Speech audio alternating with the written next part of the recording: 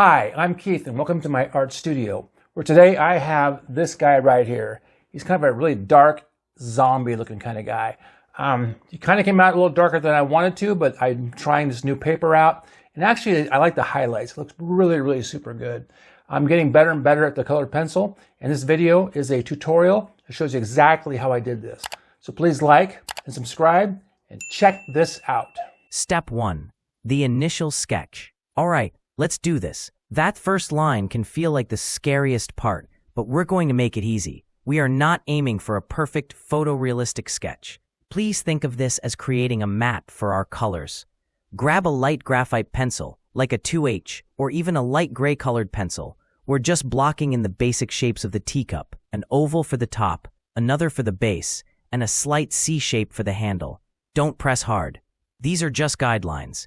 If your lines are wobbly or you have to sketch them a few times to get the shape right, that's fine. Seriously, pro artists do this all the time. The goal here isn't a single perfect line, but a shape that you recognize. And think of it this way, your drawing doesn't have to be perfectly accurate to be beautiful.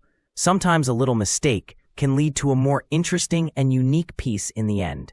Once you're satisfied with the basic shapes, gently erase any unnecessary lines, leaving a faint outline. This is our canvas. Step 2. Choosing your colors. Now for the magic. Our prompt is surreal colors, which means we're throwing the rulebook out the window. A teacup doesn't have to be white or have little flowers on it. It can be the color of a galaxy, a sunset, or a fantasy forest. Look at your pencils and choose a few colors that excite you. I'm going with a celestial theme. Deep blues, vibrant purples, a pop of magenta, and some gold for a bit of sparkle. A great way to start is by choosing a light color, a medium one, and a dark one. This simple trio will help us create a feeling of depth. Before you touch your main drawing, grab a scrap piece of the same paper. Let's swatch our colors. See how they look. Layer them a little bit. How does that blue look on top of the purple? What happens when you add magenta? This little test takes the guesswork out and makes you feel way more confident when you start on the real thing. Layering and blending, the heart of the process. This is where your artwork really comes to life. The number one mistake beginners make with colored pencils is not using enough layers. They press way too hard, way too soon, which flattens the paper's texture and makes it impossible to add more color. We're going to avoid that by working in light, patient layers. Let's start with our lightest color. Holding your pencil at an angle, gently add a smooth, even layer of color inside your teacup.